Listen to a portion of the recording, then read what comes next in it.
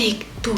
Good morning guys! Namaste and welcome again to my another vlog. Happy Tuesday po sa ating lahat. Panibagong araw, panibagong hamon na naman ang buhay natin. So ayan, alam nyo ba ang ganda ng araw namin ngayon? Nowadays, parang hindi na siya masyadong umuulan talaga. Pero paggabi umuulan siya. So today, sana naman umaraw buong araw dahil today ay labada day tayo. Dahil alam nyo ba, tatlong basket na yung labahin ko guys. Kaya kailangan ko maglaba. But before anything else, may bibilhin lang ako sa labas. So tara guys, samahan nyo ako sa another day, another new vlog, another new routine na naman sa pang-araw-araw ni Inday Mila.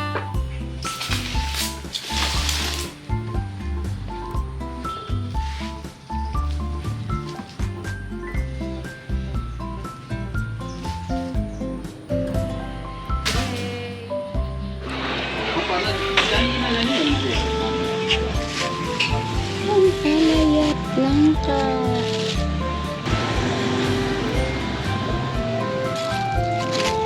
Bilbay. Alam niyo ang mahal ng kamatis. Pero wala tayong magagawa. Pili ako ng medyo light. Medyo niluto kasi gagawin kong salad. 1 kilo. Iwan ko kung may danya.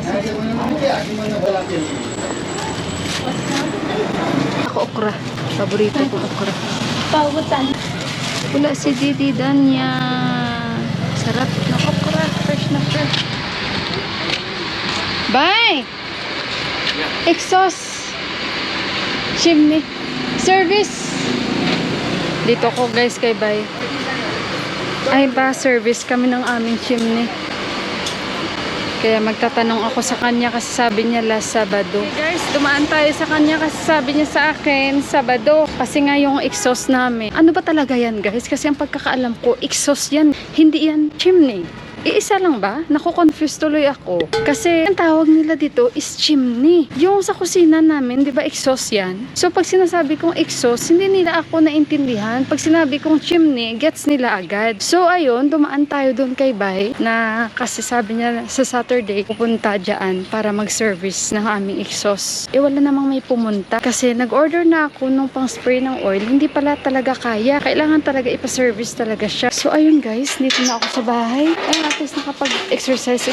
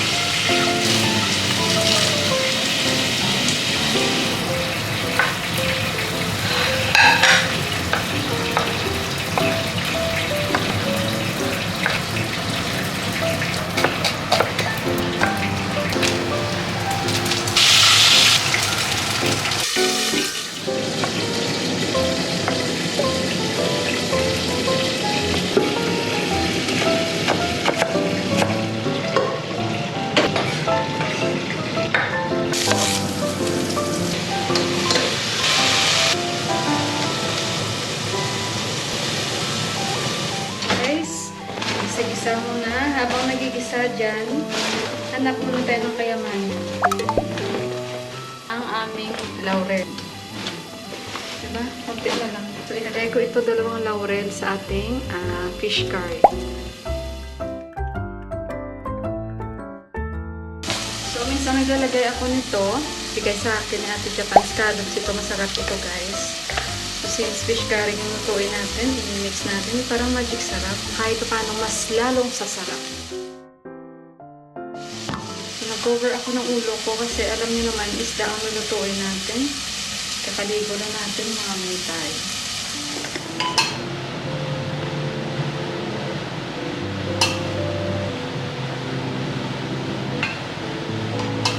So guys, luto na natin fish curry.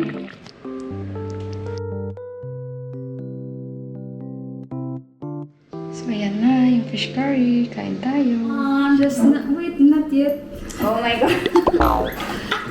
Guys, so may bisita ako. Si Mandira nandito. Hello! So fasting siya today. Kaya she only eat fruits. So I told her I have mango. But I just bought this 2 days ago. But I choose the ripe one. Together with the apple. But this little damage may be there, no? What? No, not damaged. Just too much ripe. You want to eat apple? No, it's... You want spoon? You want a spoon? no need.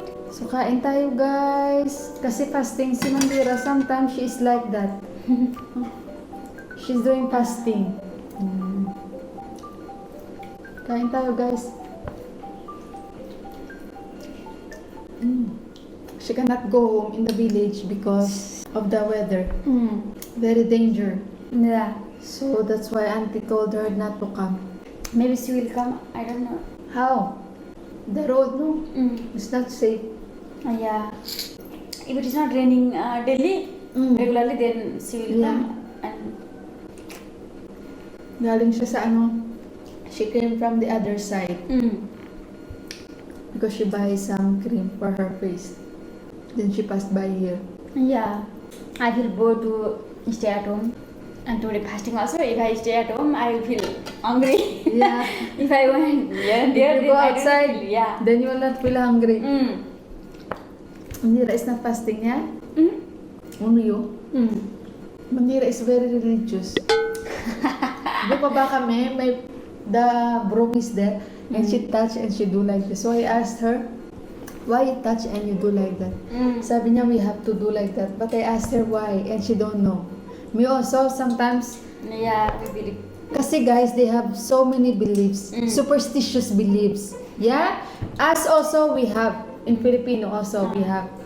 But there are some people, they don't believe like this. But for us, nothing wrong. If you follow, if you do it, there's nothing wrong like that. That's why sometimes me, I'm doing it also. If here in Nepal, if you step, some people fit, Yeah. you should like touch them and do like yeah. that. So I don't know what is the purpose or what is the reason. It's like superstitious belief also. So like me also, especially the slipper. This is Narenba. I always remember Narenba. If the other one is upside down, Yeah, it is. It means we have bad luck. yeah, this is like bad omen for them. So whoever is seeing this, they are really like arranging it. What did you call that one and how? Me also arranging. Yeah, me also before If I suffer from their. Yeah, me also. I don't believe this one before, guys. But because now I'm almost 5 years in Nepal, so whatever I see from them, they are doing like the other superstitious belief they have. I'm doing it also because I cannot avoid. Like for example, I'm in the bus, so too much crowded sometimes. How many feet I have to step on, Yeah. and from one by one I have to do like that also. So that sleeper also Narenbay, Dipakday is sometimes we are teasing Narenbay, we are turning upside down those sleepers and we will see the Narenbay reaction. Because Narenbay, according to Dipakday, one time they ride in the motorbike. So Narenbay saw it on the road, the sleeper is upside down. Guys, Narenbay he stopped the motorbike and he arranged the sleeper that one kasi that is bad omen for them. They have so many beliefs. Bad luck. And especially if they're telling the truth, they will hold their nose. Yeah? Yeah? If you're, for example, if you don't tell a lie, you will hold your nose. No. Why Didi is always doing like that to me? Like this or like this? For example, that you want me to believe you that you are telling the truth. Like this Didi, no? We are not doing this. So Didi, she's doing like this to me, like she will hold, I don't know what she will hold. And then Deepak also, he have this habit. If he hold the neck, he will blow this Yeah, one. this Why? Grabe guys, yung if as we Filipinos, so many superstitious belief, sa Nepali guys, grabe guys, ang dami. So many you have also. Why you're doing like that? Me also guys, if I hold, I'm blowing also. Why can't she? I don't know actually, but we are following other people we saw, yeah. Yeah, then you're Yes. doing. So I become like that also. generation Yeah, to like generation to generation. So I become like them also, guys, because I cannot avoid whatever I saw them. And if they will say sorry from the bottom of their heart, they will hold their two ears, yeah? They will hold their two ears and they will just sorry, like I will not do it again. And especially, I'm not aware. Everybody, I'm greeting namaskar, namaste, namaste. Until Deepak taught me, you should not greet her namaste because she's younger than you. Before you are- Yeah. Then they are telling me, Boju, don't tell her namaste. Don't tell her. I thought namaste is, general for everyone. Here, just for your awareness, guys, the namaste and according to the age, like she's younger than me, so I'm older than her. I'm her Boju, so she will just tell namaste to me. But for her only, I can use namaskar. Yeah. Grabe sila, guys. I will speak in our language. Ano yun sa kanila, yung sa kultura talaga nila. Pero guys, kung sa talagang superstitious belief, napakadami nila.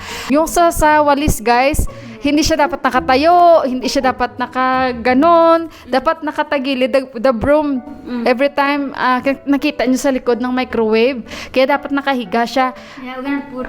We cannot put like straight kasi daw, lots of people will like complain about you. Yung lang sabi ni Ama sa akin. Mommy taught me also when she was here. Kasi guys, lahat parang may ano sa kanila, yung parang ang tawag nito, may kasabihan talaga sa kada galaw nila, sa kada, basta guys, lahat may kasabihan talaga sa kanila. Pareho din naman sa atin, same like us, but here, I think more. And in us also, like, ano nga yan sa atin, guys, yung mga bad omen ba, guys? Yung pusa, di ba? The cat also, if we driving on the road and suddenly cat will pass by, you have also, they have also believed like so, that. Kaya na-notice ko kasi nga, every time I see them doing that, I'm asking, why you did that? Why you did that? Nun guys, parang, kasi sabi ko sa kanya, bakit mo na naman inano yun? So, dapat maging aware din naman tayo, di ba? Kasi syempre, unang-una nandito ako sa Nepal, para hindi ka naman yung parang tanga na, ano kanchi? There, you can, just keep it there. So, di ba guys, maganda yung ganun na nagiging aware ka, kasi noon, parang ang dami ko kasing mga mali talaga na si Deepak yung talaga nagkukorek sa akin na you should not do like that kasi ganito, ganyan. Hindi yan pwede dito. Sinasabihan ako ni Deepak in a nice way, nire-remind niya ako. So doon ako nagiging aware kasi nga, napakadami talaga nila mga superstitious belief, guys. So kaya ayon, yung mga katulad niyan, mga monks, pag punta-puntayan sila dito, maghihingi sila ng mga donation. So sinabihan ako ni Deepak or si Daddy man before, pag may pumupunta-punta dito na magpupudya, na maghingi sila mga abulo, dalhin nila sa temple, bawal yung lalaki magbigay, babae lang, yung ganun ba. Grabe sila dito, guys, kung sa mga pamahiin lang na tinatawag, lalong-lalo na sa pagkasal sa kultura nila, tradisyon nila, grabe guys, sa totoo lang. So, ayun guys, and mayroon din silang paniniwala na katulad niya, si Mandira, mayroon din, no? You have also believe, right, that what you are doing now, there is, what is that? What kind of festival that one country that you are doing fasting so that you can married with a very responsible man, good man, what? Yeah, sa teach pala guys, kasi the teach is all about praising the husband, yeah. And for those who are not married, kailangan din nilang like fasting or do some prayers so that they can find a very responsible and very good husband. So that's why Mandira is doing that one. Tej, when is the Tej? This month, this next month, this month also. Today one got in Nepal date. That's why you're doing. No, but today Tuesday, that is why. But in this month we have to take fasting in Monday. How many days? Mag-fasting daw siya, guys, para he can find. But Natawa siya.